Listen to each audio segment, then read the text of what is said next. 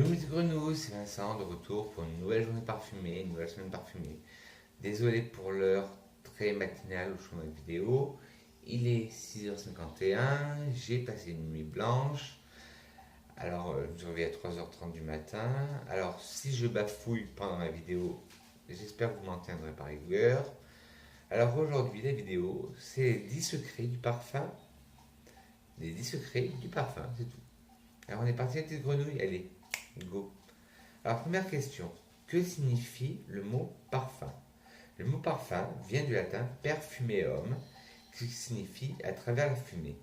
Dans les temples romains de l'Antiquité, à titre d'offrande, aux dieux et aux déesses, on plaçait sur des charbons ardents des fleurs écrasées, des feuilles, des copeaux de bois, des épices, des résines aromatiques. Leurs effluves se dégageaient perfumeum, par la fumée. Combien d'ingrédients existe-t-il dans un parfum? C'est la question 2. Cela dépend. Un parfum peut contenir 100, 50, 100, 10, 50, 100, 500 différentes matières premières. Mais ce n'est pas parce qu'un parfum contient 300 ingrédients qu'il est supérieur à un parfum qui en contient 50. Ce qui importe réellement, c'est la manière dont les différents ingrédients sont associés pour produire une émotion. Troisième question. Quelles sont les notes d'un parfum? Ce sont les caractéristiques de l'odeur d'une matière première ou d'une composition. Exemple, les notes florales, les notes chyprées, les notes boisées. Elles révèlent leurs différentes phases d'évolution des effluves d'un parfum lorsque vous les vaporisez sur votre peau. Chacune de ces phases ou groupes de notes est assortie d'un degré de volatilité différente. Première note, les notes de tête. Elles sont constituées de matières premières les plus volatiles qui disparaissent rapidement, de quelques minutes à 2 heures environ. On retrouve le plus souvent en notes de tête les notes hespéridées, c'est-à-dire tout ce qui est à base d'agrumes, les notes aromatiques, les notes vertes, les notes fraîches, les notes aquatiques. Les notes de cœur. Elles sont constituées de molécules à volatilité moyenne. Leur durée de vie oscille entre 2 et 10 heures environ. Elles ont pour fonction de jouer un rôle de tampon en prolongeant la fraîcheur de notes de tête. Elles annoncent la chaleur de notes de fond qui arrive. Les notes de fond, justement. Les molécules les plus lourdes constituent les notes de fond. Elles ont une durée de vie beaucoup plus longue qui oscille entre 8 heures et plusieurs jours. Il s'agit généralement de notes vanillées, cuirées, boisées, ambrées, musquées et certaines notes épicées. Nota bene. Note de la rédaction. Note de Vincent la Grenouille le parfumeur. Une matière première est constituée de plusieurs dizaines, voire centaines de molécules différentes qui n'ont pas la même volatilité. Dans certaines configurations, les notes peuvent être amenées à migrer des notes de tête vers les notes de cœur ou de la note de cœur vers la note de fond sans passer par la tête et vers la tête vers le cœur sans passer par la note de fond. Alors, quatrième question. Puis-je rafraîchir mon odorat si mon parfum sature si mon nez sature, excusez-moi, lorsque j'essaie des parfums? Vous pouvez plonger votre nez à l'intérieur de votre coude, comme ça, plié à 45 degrés, entre chaque parfum. De cette manière, vous éviterez l'accoutumance à l'odeur que vous êtes en train de sentir. Il est possible également de sentir des grains de café. Le café est une odeur universelle, c'est-à-dire que tout le monde connaît l'odeur du café.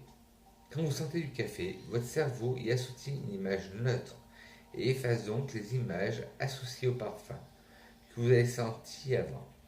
Sentir des grains de café va donc vous permettre de réinitialiser votre odorat. En fait, votre odorat, c'est comme un disque dur, c'est comme un ordinateur. Des fois, il sature, il est plein. Alors, il faut faire un formatage. Et bien, pour le formater, pour le réinitialiser, il faut sentir des grains de café. Un parfum peut changer mon humeur. L'une des caractéristiques les plus remarquables du parfum est sa capacité à influencer de manière quasi instantanée nos émotions. Chaque individu dispose d'une cartographie, d'une sensibilité olfactive qui lui sont propres. À l'instar des couleurs, l'homme ne perçoit pas précisément et exactement une odeur de la même façon. Le sens de l'odorat est un puissant révélateur capable de faire remonter à la surface de vives émotions, de très anciens souvenirs. Moi, par exemple, quand je sens le dune de Dior, je pense tout le temps à ma grand-mère parce qu'elle portait ce parfum. Ça me rappelle des vives émotions et des très bons souvenirs. Le sens de l'odorat est un puissant révélateur capable de faire remonter à la surface de vives émotions et de très anciens souvenirs, comme je vous disais l'histoire de ma grand-mère, soit plaisant ou non. Étant donné que le système limbique contrôle à la fois l'odorat et les émotions, il est logique que certains parfums aient le pouvoir de stimuler ou de détendre les sens.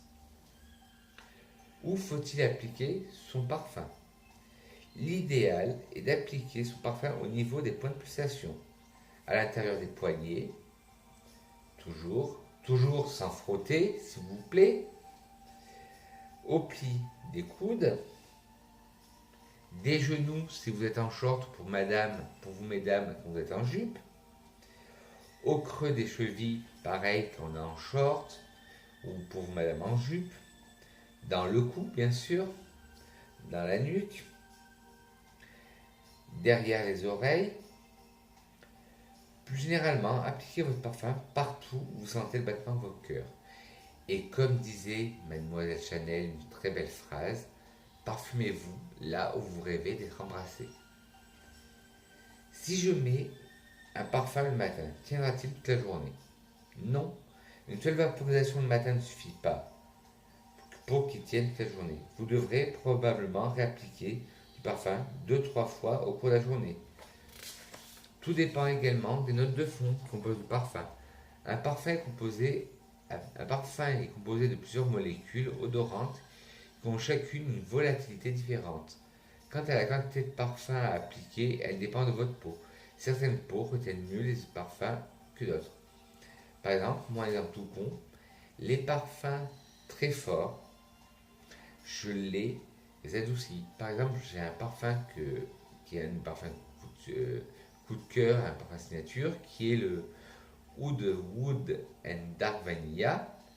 Ben, quand je le mets, on sent tout de suite le côté sucré de la vanille et de la noisette, mais on sent un peu le côté de l'oud, mais on sent plus le côté sucré de la vanille et de la noisette. 8e question. J'applique très généreusement mon parfum, mais après 1 heure, personne ne le remarque. Pourquoi le parfum n'était pas sur moi? Malheureusement, votre chimie corporelle est responsable d'une évaporation rapide de parfum que ce soit. Les parfumeurs disent que votre peau se débarrasse du parfum. Quelle est la solution? Alors, il faut mettre une couche émolliente entre votre peau et le parfum. Comme je l'ai toujours dit, il faut toujours hydrater sa peau avant de se parfumer. Comme ça, le parfum tient plus longtemps. Vous en prolongerez ainsi sa tenue. Vous pouvez utiliser une crème ou un lait corporel de la même gamme que le parfum. Comme je vous avais expliqué une fois avec le Intimacy Black, où j'ai le lait corporel qui va avec le parfum. Je mets le lait corporel et après je mets le parfum. Mais pour les personnes qui n'ont pas les moyens, parce que c'est un coût, de acheter le lait qui a la même odeur que le parfum, vous pouvez trouver en supermarché ou en parapharmacie des laits pour le corps neutres, style mix à bébé, qui ont des odeurs neutres. Et aussi une petite astuce Vincent, essayez la vaseline. La vaseline, il faut aussi tenir les parfums. Cette dernière, la base émolliente, ralentira l'évaporation et doublera la tenue de votre parfum. Avant-dernière question. Le climat affecte-t-il le parfum que nous portons? Ce n'est pas le parfum qui change, mais la perception du parfum. En outre, les nez perçoivent moins bien les molécules dans les fortes chaleurs. C'est pour ça que les personnes du Moyen-Orient C'est parfumé avec des parfums hautement concentrés et composés de notes très puissantes, style de l'oud, des épices, de l'encens, du bois, du musc, de l'ambre, de la vanille. Et dernière question, pourquoi un parfum sent pourquoi un parfum sent merveilleusement bien sur une amie, mais n'a pas du tout le même effet chez moi? Le parfum est très personnel, il s'harmonise avec chaque peau et fait ressortir certaines de ses notes plus que d'autres selon votre carnation et le pH chacun. Chacun d'entre nous a sa propre empreinte olfactive. Votre fragrance devient unique avec vous. Un exemple, si je mets le Hot Musk de chez Kiehl's, le muscle original de chez Kiehl's, qui est un parfum que j'adore, et que mon meilleur ami ou mon chéri le met, eh ben les notes seront différentes parce que le parfum, comme je vous ai toujours expliqué, est une question d'alchimie et de chimie. Un parfum qui va à mon ami, à mon chéri, à mon meilleur ami, peut-être qu'il m'ira pas, et inversement. Sur ce, mes grenouilles, j'espère avoir pu répondre aux questions. Excusez-moi d'avoir bafouillé parce que vu l'heure, c'est difficile de tourner une vidéo. Je dis que je vous aime, je vous embrasse. Une petite citation de Gabrielle Chanel que j'adore dire, qui est un parfum habille plus qu'une petite robe noire, citation de Gabrielle Chanel. N'hésitez pas, si vous avez aimé la vidéo, de mettre des petits pouces en l'air. Si vous n'avez pas aimé, mettez des petits pouces en bas. La critique constructive, je n'en ferai rien. À vous abonner, si ce n'est pas déjà fait, ça ne coûte rien. Et à cliquer sur la cloche, non pas sur moi, mais la cloche de notification. Sur ce, je dis que je vous aime, mes grenouilles, et à très vite.